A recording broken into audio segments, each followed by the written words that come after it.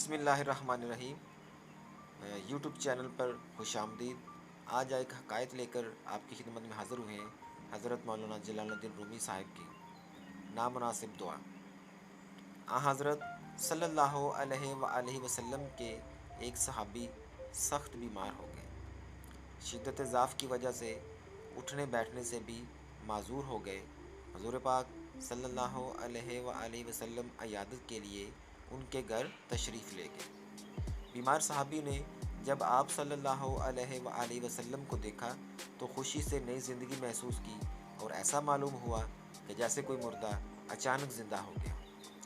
زہ نصیب، اس بیماری نے تو مجھے خوش نصیب کر دیا جس کی بدولت میرے غریب خانے کو شاہد عالم صلی اللہ علیہ وآلہ وسلم کے پائے اقدس چومنے کی سعادت حاصل ہوئی۔ اس صحابی نے کہا، اے میری بیماری اور بخار اور رنج و غم، اور اے درد اور بیداری شب، تجھے مبارک ہو بسبب تمہارے اس وقت نبی کریم صلی اللہ علیہ وآلہ وسلم میری عیادت کو میرے پاس تشریف لائے۔ جب آپ صلی اللہ علیہ وآلہ وسلم ان کی عیادت سے فارغ ہوئے تو آپ صلی اللہ علیہ وآلہ وسلم نے ارشاد فرمایا، تمہیں کچھ یاد ہے کہ تم نے حالت صحت میں کوئی نامناسب دعا مانگی ہو؟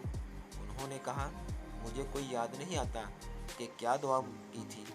تھوڑے ہی وقفے کے بعد حضور پاک صلی اللہ علیہ وآلہ وسلم کی برکت سے ان کو وہ دعا یاد آ گئی۔ صحابی نے عرض کیا کہ میں اپنے اعمال کی کوتاہیوں اور خطاؤں کے پیش نظر یہ دعا کی تھی کہ اے اللہ تعالیٰ، وہ عذاب جو آخرت میں آپ دیں گے وہ مجھے اس عالم دنیا میں دے دیں تاکہ عالم آخرت کے عذاب سے فارغ ہو جاؤں۔ یہ دعا میں نے بار بار مانگی یہاں تک کہ میں بیمار ہو گیا اور یہ نوبت آ گئی کہ مجھ کو ایسی شدید بیماری نے گھیر لیا کہ میری جان اس تکلیف سے بے آرام ہو گئی۔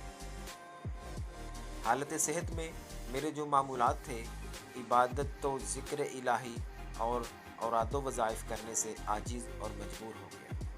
برے بھلے اپنے بیگانے سب فراموش ہو گئے۔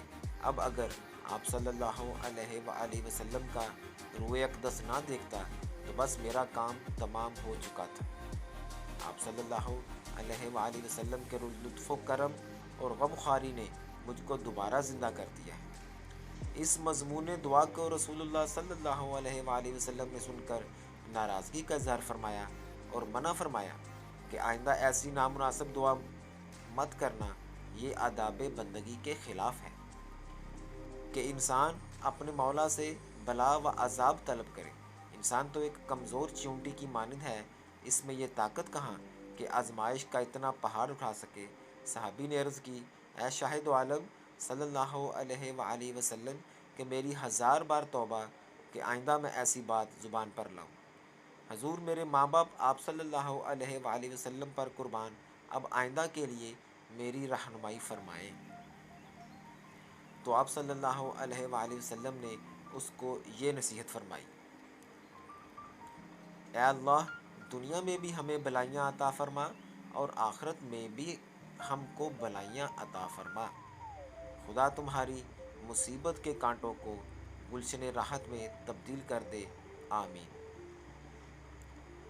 اس حکایت سے ہمیں یہ درس حیات ملتا ہے کہ خدا کی طرف سے عطا شدہ نعمتوں کی ناشکری کرنے سے اللہ تعالیٰ اور اس کا رسول صلی اللہ علیہ وآلہ وسلم ناراض ہوتے ہیں۔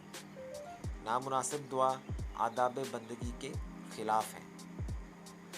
تو ناظرین و سامعین، یہ آج کی حکایت جو ہے یہاں پہ ختم ہوتی ہے۔ ہماری اس ویڈیو کو لائک کریں، شیئر کریں اور ہمارے چینل کو سبسکرائب کریں۔ شکریہ۔ اللہ حافظ۔